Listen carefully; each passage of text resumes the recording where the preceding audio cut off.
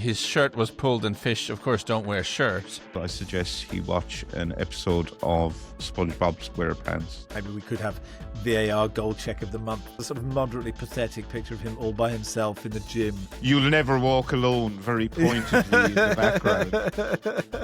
If he'd been out for 10 games and the club was like actively briefing against him or something, then sure. And for him to push the nuclear button is wild. It's like the Holmes under the hammer approach to football.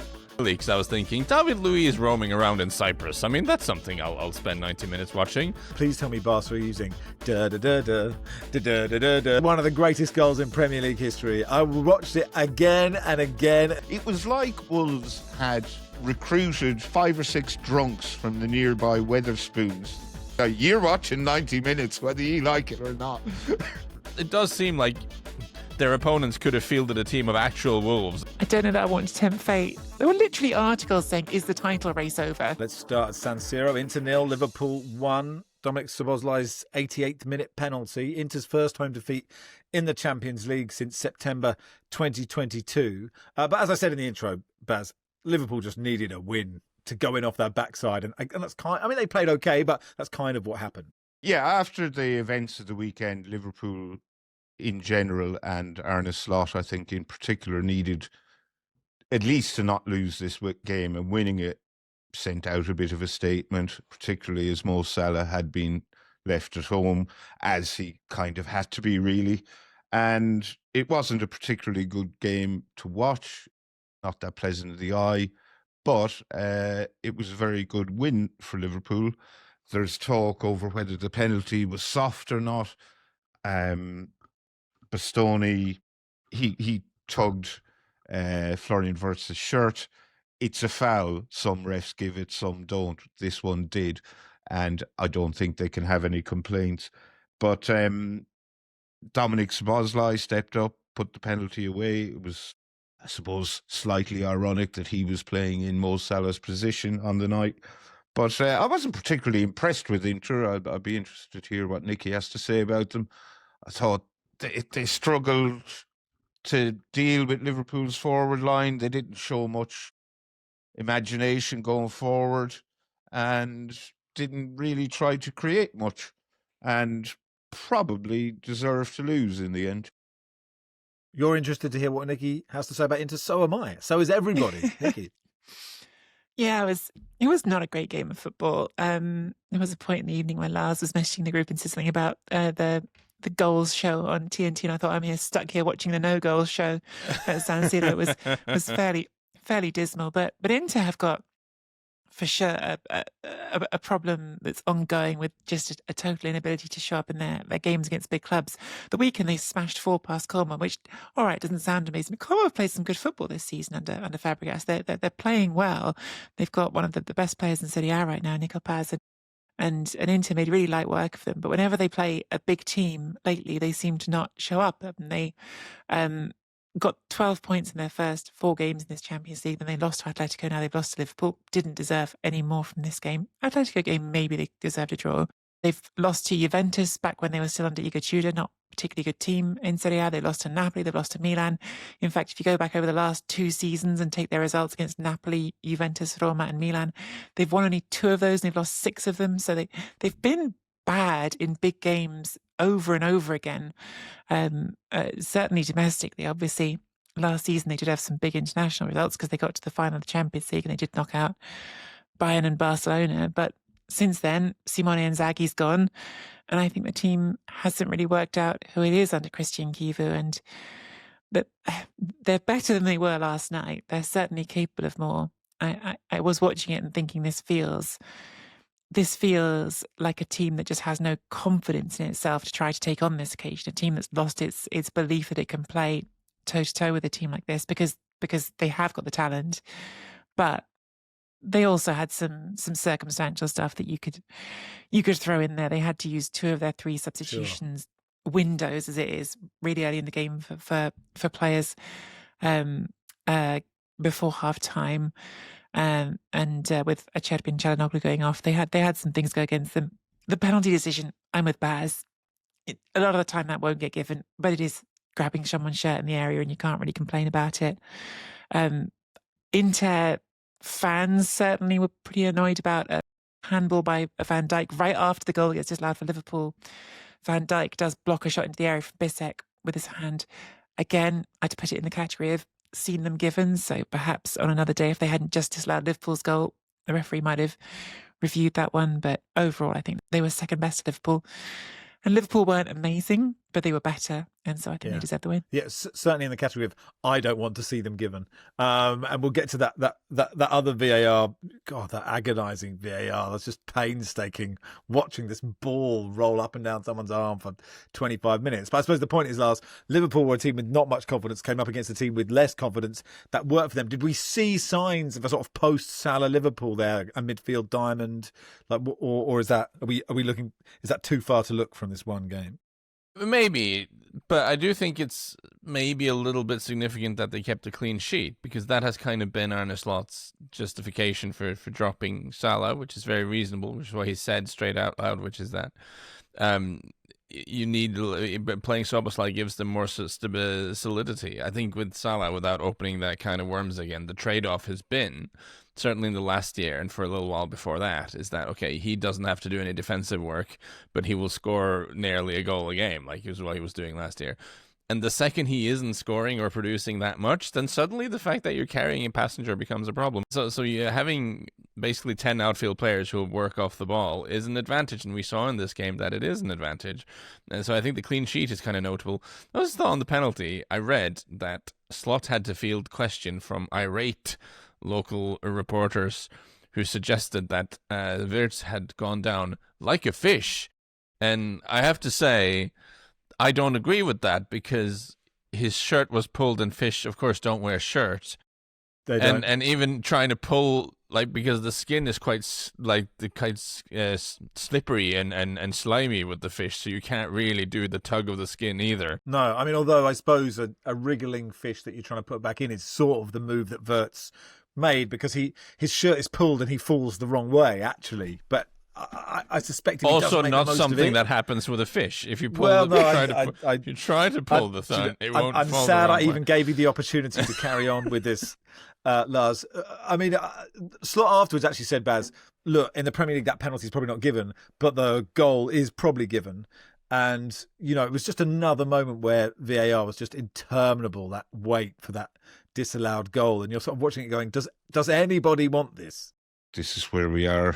And we constantly talk about these handballs. It's not going to go away. So I'm bored talking about them. Briefly, without going into it in a big way, but like that, to me, my first reaction watching it is, in Serie A, that's a handball all day long. And then, you know, I did the thorough thing of going and double checking the rules. And yes, you know, IFAB has got a line in their opinion on handballs saying if it is sent on to you by a teammate, basically, and that's exactly that situation, it shouldn't be given as a handball. So a bit of a shrug from me. I certainly understand why all the Inter defenders were immediately on it, because I do think in Italy that gets given, and I think that it doesn't get given in the Premier League, and that's exactly why you have these situations where you have all of the I suppose the English commentary team on UK broadcasts saying that that's definitely not a handball, but I think a lot of Italy goes, yeah, that's a handball.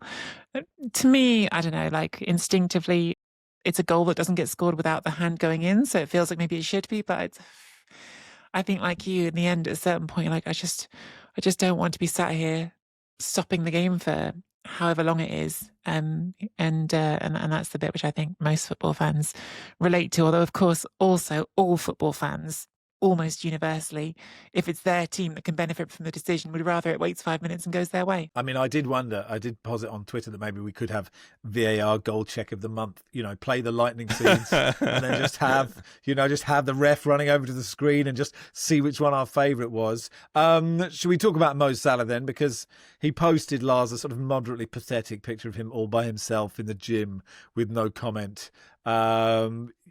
And I don't know. It's interesting. Like, I actually was far too sympathetic to him, I think, when it first happened.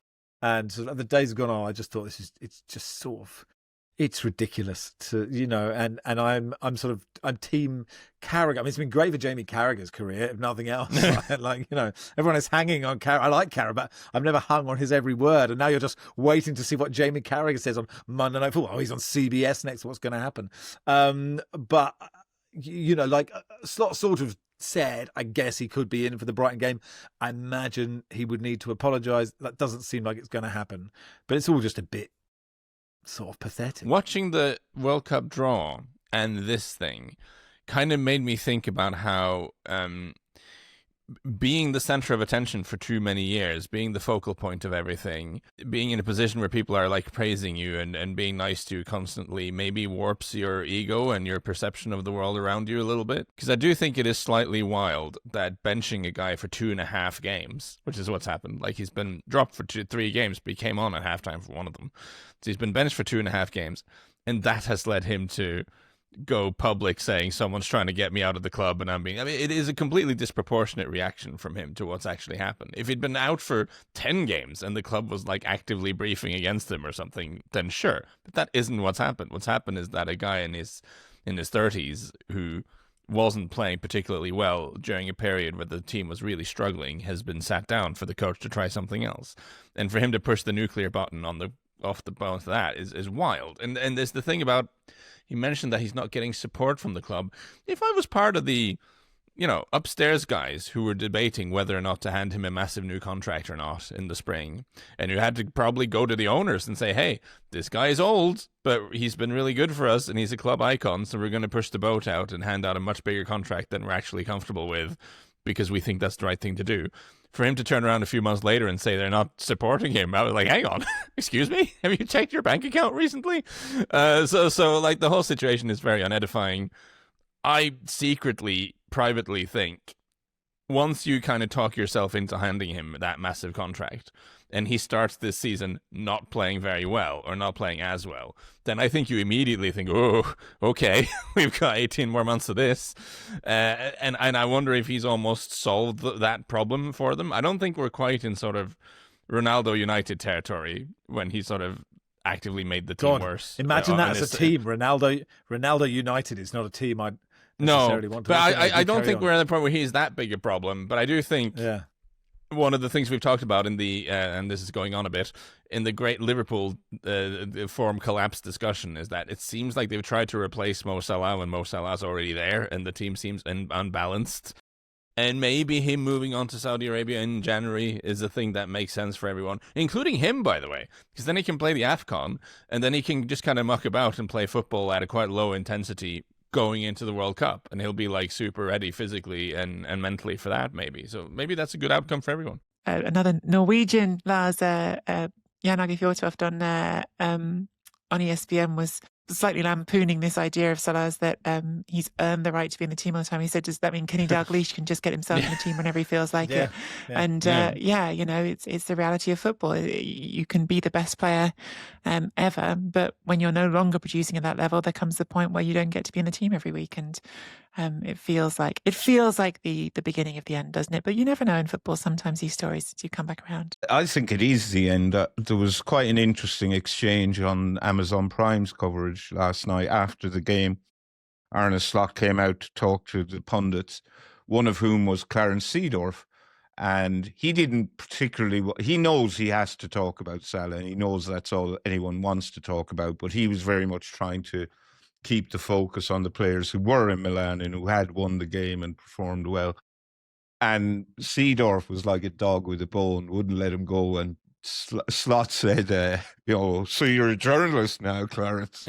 But Seedorf said, look, as the leader, is it not up to you to give the option or extend the olive branch?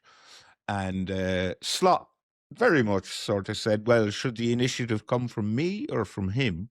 And does he admit he made a mistake? So I think Slot is not interested in any kind of reconciliation with Salah. And if there is to be forgiveness, then Salah will have to come to him and grovel. And I can't see that happening. What photo does he post? I mean, the one on his own in the gym is just so ludicrous, isn't it? It's just... Especially with "You'll Never Walk Alone" very pointedly in the background. It's so silly. On the Liverpool side, I thought Curtis Jones was really good last night. We haven't really talked that much about some of the things that were good in their team because it wasn't like an exceptional performance as a team. They did what they needed to. I think they were very solid.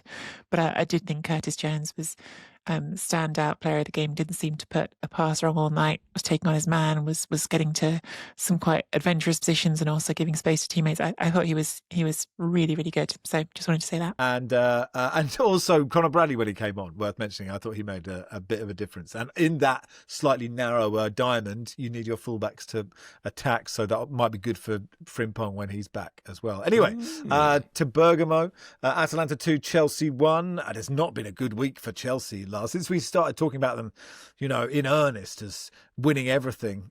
After the Barca win and then the Arsenal draw, they've lost at Leeds, drawn at Bournemouth, which I guess there's no discretion there, and now lost to Atalanta. So Chelsea go back to, I don't know how to work this team out, Lars.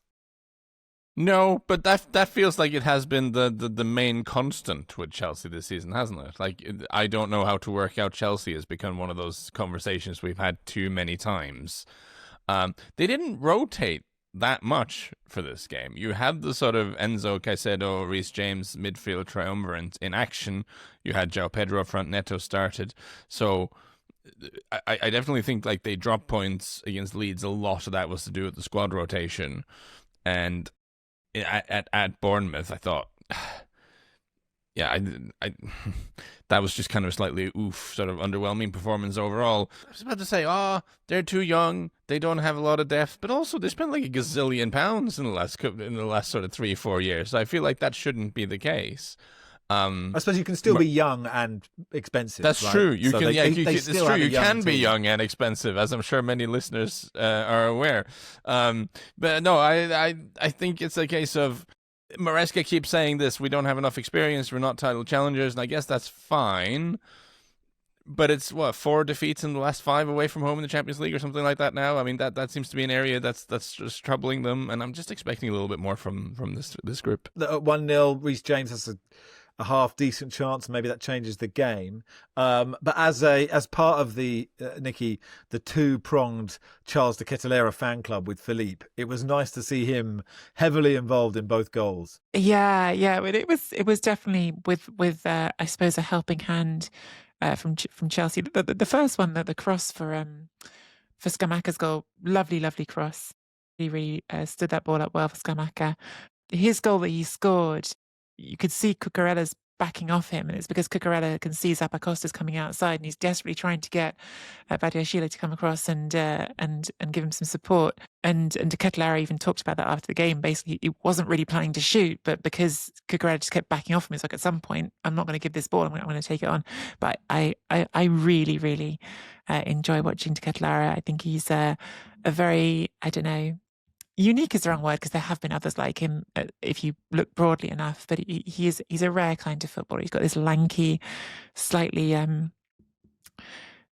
different way of dribbling, but works so well in tight spaces and has a surprising physicality to him as well. But yeah, I really enjoy him when he's on song, and he was on song last night. He was best player on the pitch, I thought. So Nicky, this seems very typical for what Atalanta do very well, in that you have Ketelaere and Scamacca scoring. They seem to have a knack for like looking at guys who showed promise, had a big move doesn't really work out, and then they pick them up again as a sort of as a fixer-upper type of situation, because there's a lot of guys like that has gone through Atalanta in the last few years.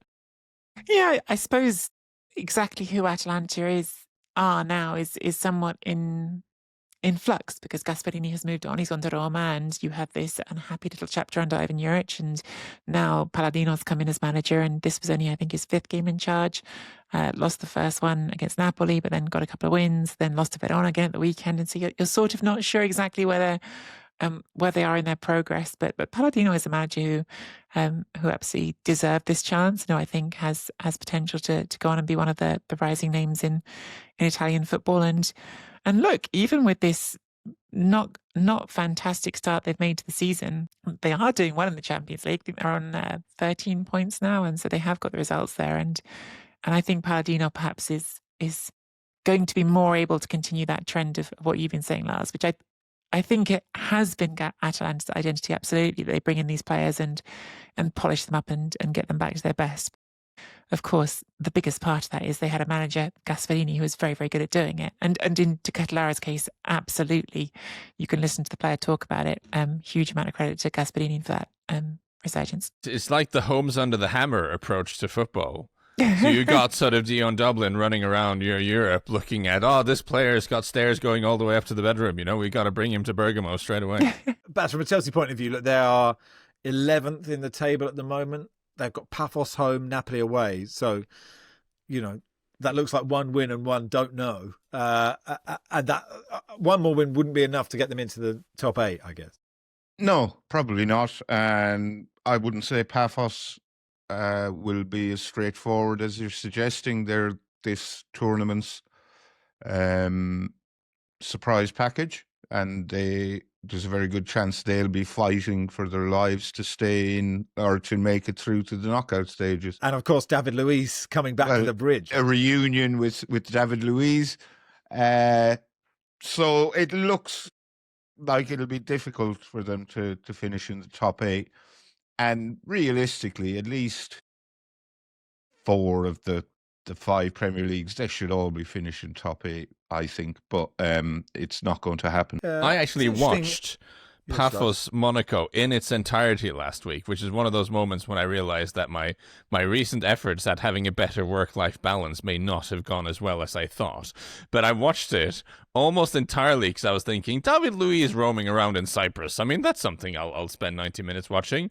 And he did not disappoint. He scored a great header off a corner. So, the man, he's still got it. Something. All right, that'll do for part 1. Part 2 will begin at the Tottenham Hotspur Stadium.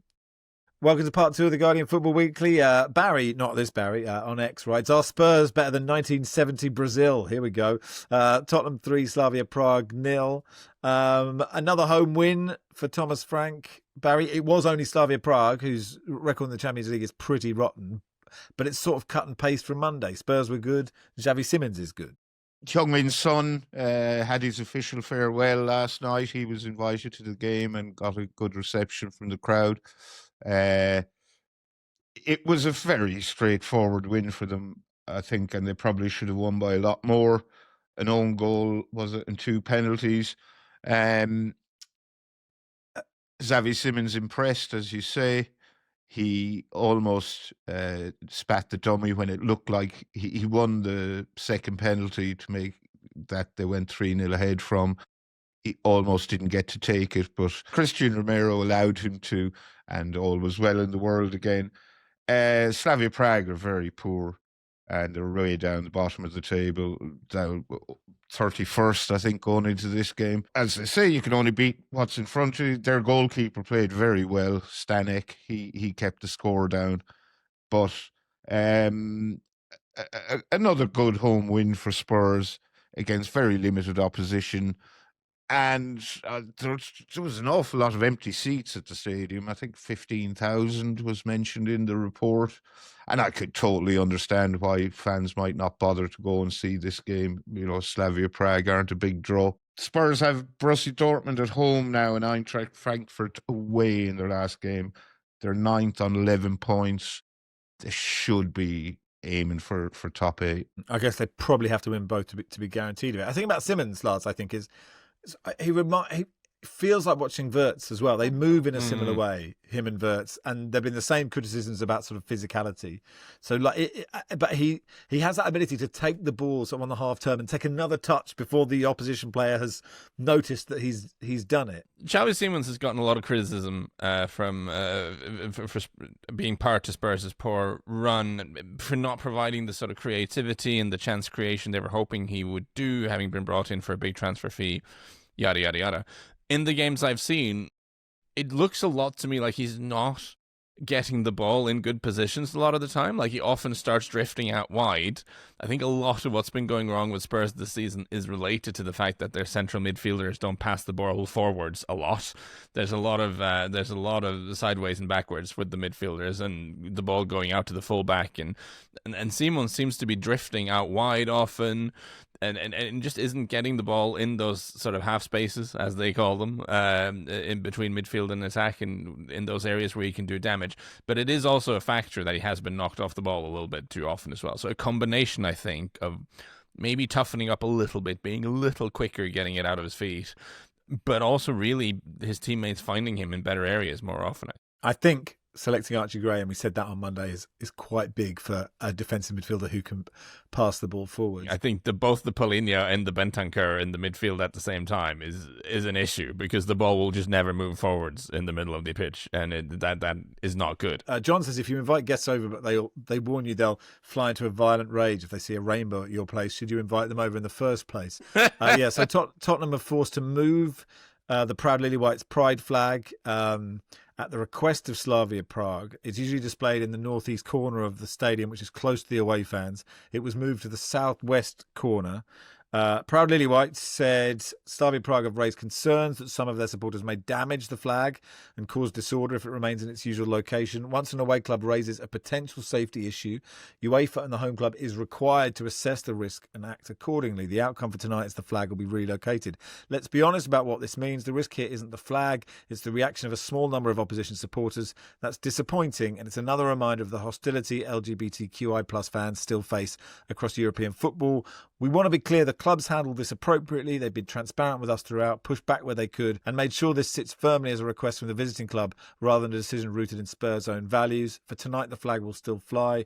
It will still be seen. Our message remains the same. This is our home. Our community belongs here. No visiting team gets to change that. Tonight, let's get behind the team and show the opposition that at our stadium we play with pride. I think Slavia Prague said they wanted the flag moved because it had the Tottenham crest on it.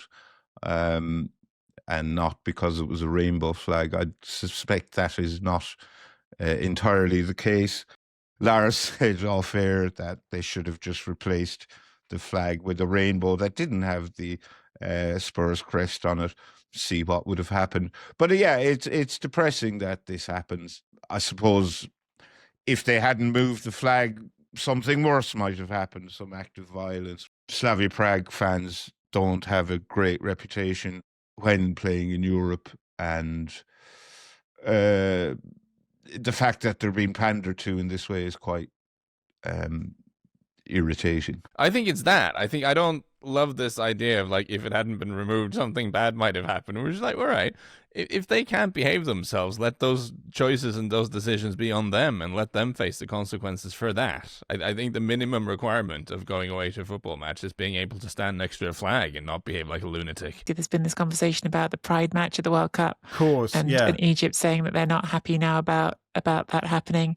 And I mean, this really feels like the reverse side of the coin. If you can say that when everyone goes to Qatar for the World Cup that they have to respect the culture, then why the hell don't clubs coming to Tottenham Stadium have to respect the culture? Why don't clubs going to the World Cup in America have to respect the culture of having a Pride event in Seattle? It feels like a very uneven discourse that is being allowed to play out. You're right. And as Lars said, if you're incapable of looking at a flag that has a rainbow on it and not losing your mind, then you need to really question your life choices, don't you? Anyway, elsewhere, Barca beat Frankfurt 2-1. Back at the new camp, Barca, 2 for Jules Koundé. He hadn't scored in 5 years in the Champions League. They are entertaining at the moment watching Barca, because they are still playing with this sort of high line, which very occasionally goes completely wrong. So that's how Frankfurt took the lead through Ansgar Knauf, and they nearly doubled that lead ahead of halftime with another counter-attack from Knauf, who ended up leaving it for a teammate who couldn't quite find the finish. But it was this case of the first half, Barcelona were dominating, but not able to open Frankfurt up, and there were wide open spaces, so when they were able to break, which weren't that many times, but when they were, there was immediate danger. In the second half, the big difference was that Barcelona found the goals, and I have to credit Marcus Rashford there, who's, came on at halftime, and his cross for the first goal is a brilliant cross.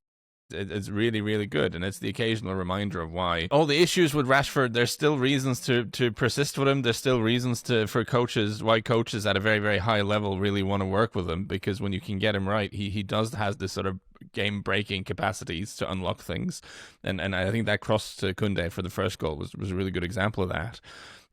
Second Koundé goal was more Lamine Yamal skying across, sending it like into orbit, and Koundé somehow winning it when it came back down again. Not amazing defending by Frankfurt, which Frankfurt enjoyers will be familiar with. Not amazing defensively. They were. What really caught my eye though was with Barcelona 2-1 up at home, you would expect them to settle down a little bit with this high line and maybe just try to control the game, but they were still just pushing everyone forward.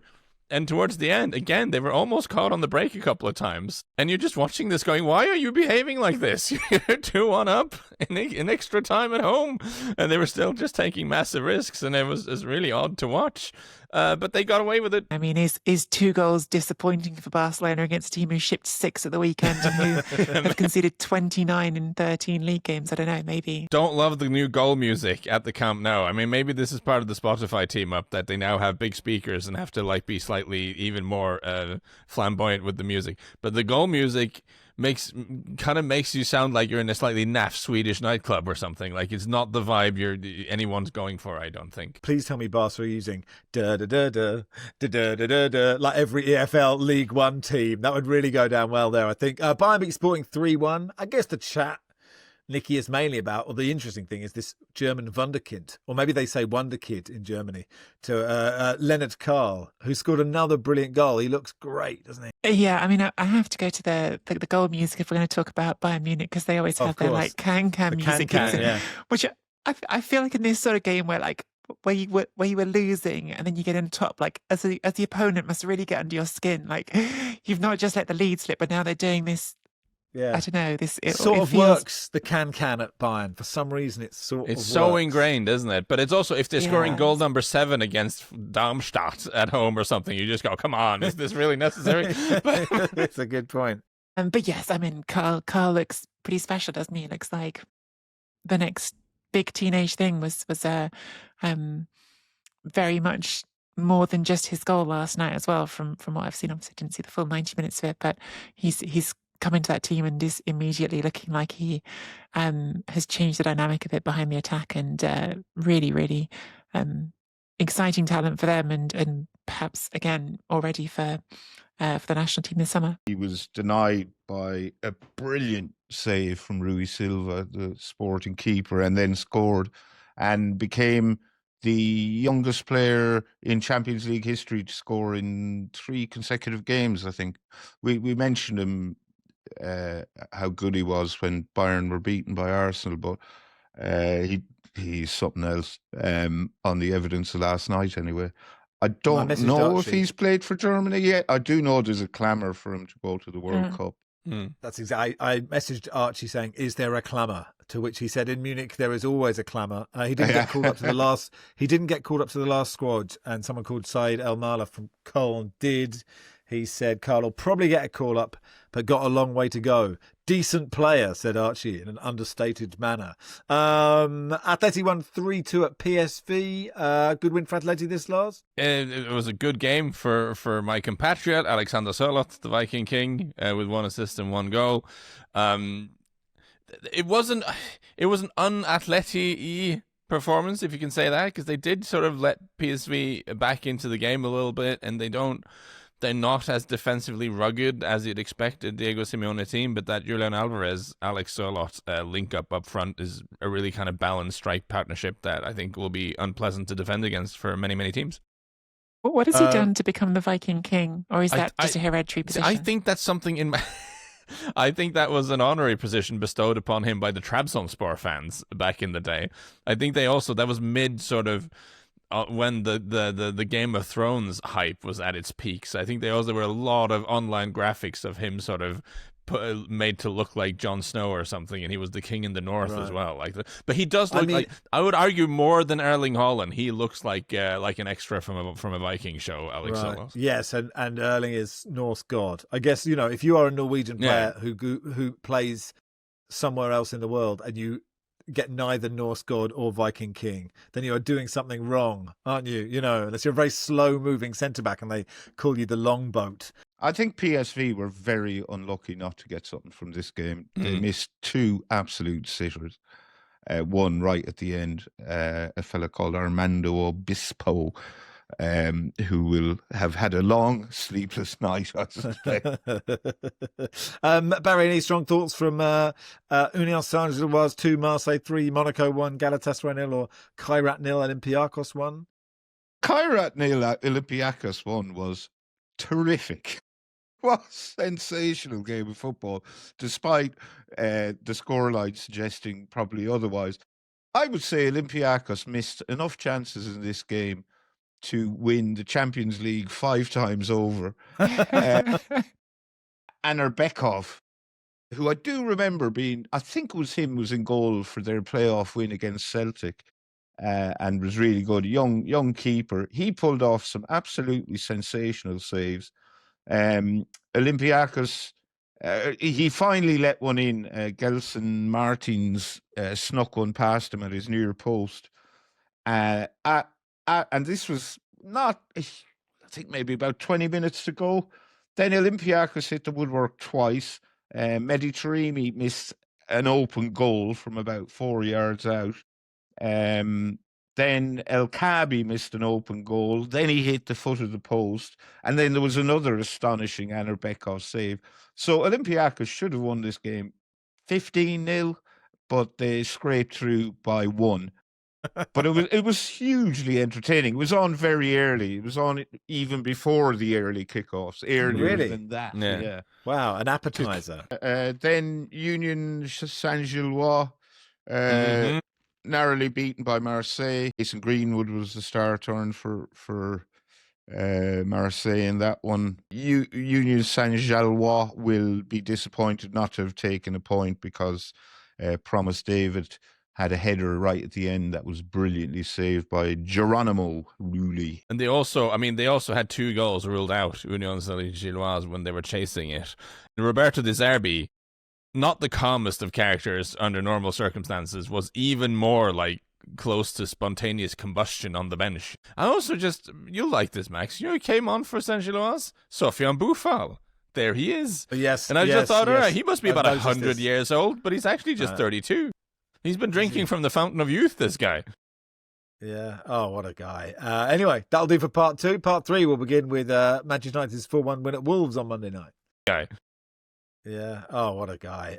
Anyway, that'll do for part 2. Part 3 will begin with Manchester United's 4-1 win at Wolves on Monday night. Welcome to part 3 of the Guardian Football Weekly. So on Monday, Manchester United went to Molineux. They won 4-1. The first goal, Bruno Fernandes' goal, is, Barry, one of the greatest goals in Premier League history. I watched it again and again and again and again. I think by the time I'd stopped rewinding it and playing it again, it was half time. So many parts of it made me so happy. Yeah. I remember saying earlier in the season that I thought Wolves had far too much about them to get relegated and that they were playing well and results were just going against them. But this match certainly disabused me of that notion. And this goal in particular was just comical. So what Casemiro kind of half-heartedly presses Andre halfway inside the Wolves half, sticks out a toe and prods the ball forward to Matthias Cunha. I think he fell over. He passed to Bruno Fernandes, but the pass was terrible. It was too short and was slightly behind Bruno. So he fell over. He got back to his feet. I can't remember who the defender was, but he tried to dispossess Bruno. Then he fell over. Bruno gets back to his feet and scuffs the ball past Sam Johnson, who gets a big hand on it, but still can't keep it out. It was like Wolves had recruited just 5 or 6 drunks from the nearby Weatherspoons and handed them shirts and said, right, go out and play. And these guys have never actually seen anyone play football before. It was so comical. Oh, and that's so great. Yeah, I felt for Wolves. Wolves fans had a protest, pre-match protest, so they didn't take their seats for the 10 minutes, the first 10 minutes. And in an almost cruel act of irony, the ref didn't blow the final whistle until the clock had ticked over into 10 minutes of added time. So you're watching 90 minutes, whether you like it or not. They did score their first goal for 540 minutes. Bellegarde 599, Max. Oh, was it? Oh, my apologies. Jean-Ric Bellegarde getting that one. And Man United were quite good after that, Lars. I mean, nice to see Mason Mount scoring. I wonder how long we have to say nice to see Mason Mount scoring. It's sort of quite patronising. Man United are now 6th. They're level on points with Chelsea. They are 1 point off 4th place. I daren't ask, have they turned a corner? I don't want to ask that question, but what are they? Well, that is almost an interesting subject on its own, though, Max. How there are some clubs, because of their stature and because of all the drama and soap opera around them, they can never just be okay. They're like, either they're back or it's doom and disaster everywhere. And I feel like United are one of those where, like, what they are this year is a team that might be good enough to qualify for the Champions League. Like they've got a real shot at making 4th or 5th, and I think that's really good progress for them. And it doesn't have to be either Man United are back or everyone needs to get fired immediately. Like the truth will be somewhere in between those, and the truth is that they're kind of ticking along all right, and it's not flukish. I mean, I've been very good so far this episode. I haven't done it a lot, but I am going to default to the XG and point out that they are 4th in the XG table now, which kind of backs up the fact that actually they've been playing reasonably well. That's what it's looked like as well. I am a Mason Mount enjoyer. I do think him getting fit is helpful. I think we spent so much time talking about the players who don't fit into Amorim's system. I think he really does fit into Amorim's system, Mason Mount, even if he's not the most spectacular player in the world. It does seem like their opponents could have fielded a team of actual Wolves and had more organisation defensively than they did on the day. So maybe we shouldn't read too much into this. But, United, kind of fine. Wolves have 2 points, still not enough points from 15 games. And they go to the 2 Emirates. More than actual Wolves would have had at this point. Yeah, true. They go to the Emirates. I guess that gives us a chance, Nicky, while you're here, to ask your current Arsenal thoughts. I don't know. I don't know that I want to tempt fate because if something went wrong in this game against Wolves, not specifically the Wolves game, of course, but sort of I'm thinking more holistically than that. Yeah, I have to admit I didn't get to catch the Villa game at all because I was working on hosting an event this weekend, so I was fully unable to follow it. So it was one of those results that I saw and I was like, oh, that's not great. But I do feel like I said weeks ago when everyone was going, oh, well, the title, there were literally articles saying, is the title race over? And we were 11 games into the season. I said, this is a bit silly because at some point you lose a game and suddenly that 5-point gap isn't actually as huge as everyone pretends it is. So I think it's still a team having a great season that I'm not worried about. But obviously I didn't see the game against Villa. Maybe they were much worse than I imagined they were. I don't know. So I didn't see that game. Producer Joel saying there were podcasts saying that Arsenal won the league too. I mean, I don't know if you're pointing at us, Joel, but we're allowed to float with the winds. I still think they will, for what it's worth. Yeah, but I agree. Yeah, I actually watched this game in a barn, as you do, with some Arsenal fans, and I thought Villa were really good. Just to put it out, I've been very anti-Villa, and I've not understood their run of results because I don't think their performances have been great. But Villa actually very good. In a barn where? In Norway. Barn in Norway, a Norwegian barn. Okay, yeah, that sounds fun. It was a little cold, but perfectly pleasant. I can imagine.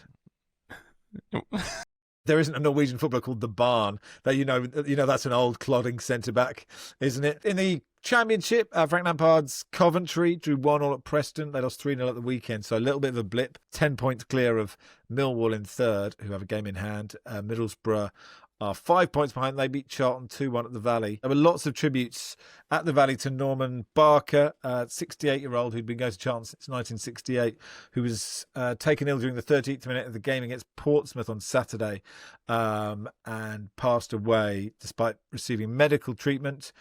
He died in hospital later. He was known as Headphones Norm. He wore big over-ear headphones to the games. He'd been named Charlton's Supporter of the Year by manager Nathan Jones in July.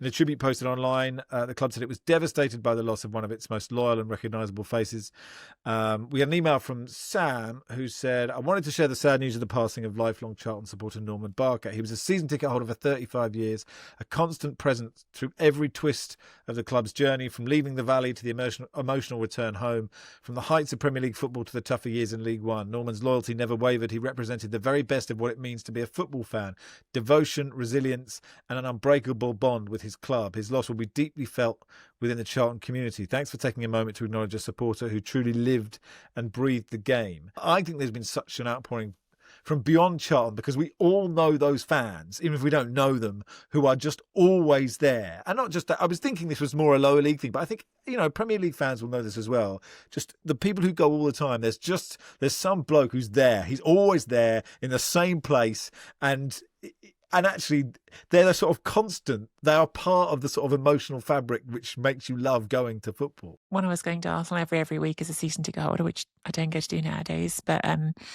when you go every week, you do see people over and over again, and some of them you never speak to because maybe they're a few rows away. They're just people who you see going past you on the way to the rows. You recognise them in their seat. It feels like you know people who you don't know, and you recognise people you don't know. And sometimes you even see someone, you give them a little nod, you give them a hello, even though you've never shared words with them.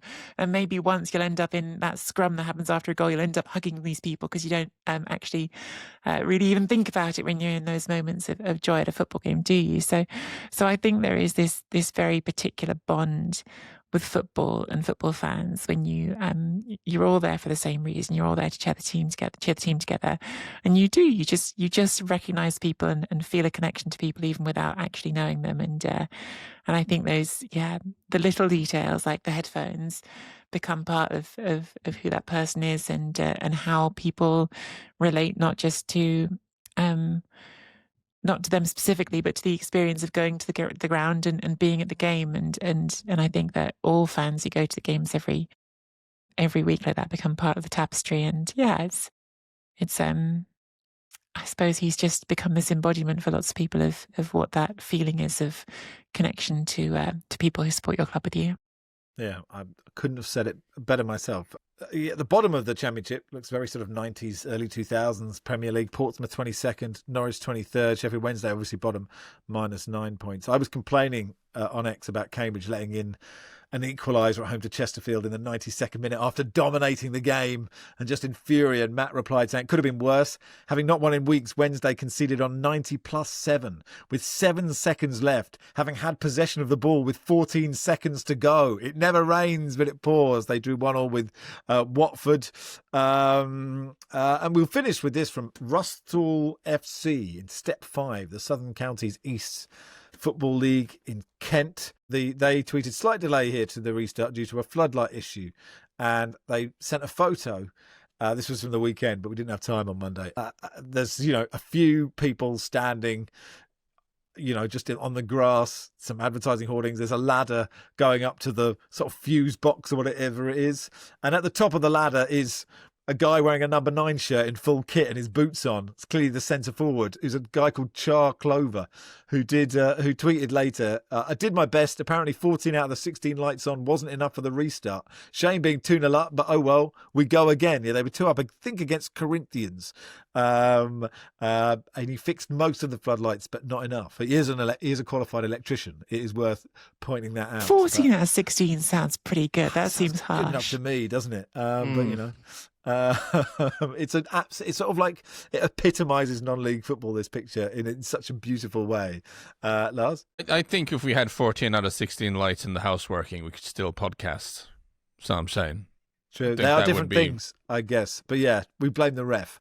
I have 14 lights in my house. There's a little part of me that wants everyone to count. How many they have, that feels like a different podcast to me. I have on the radio made listeners count all the plastic bags you have in that cupboard, and many have obliged and then questioned, a bit like you watching a full Paphos game, question what they're doing with their life. But you need people like this to help fill the content. I didn't say it at the time because I wanted him to stop. But if Lars wants to see fish wearing clothes, I suggest he watch an episode of SpongeBob SquarePants.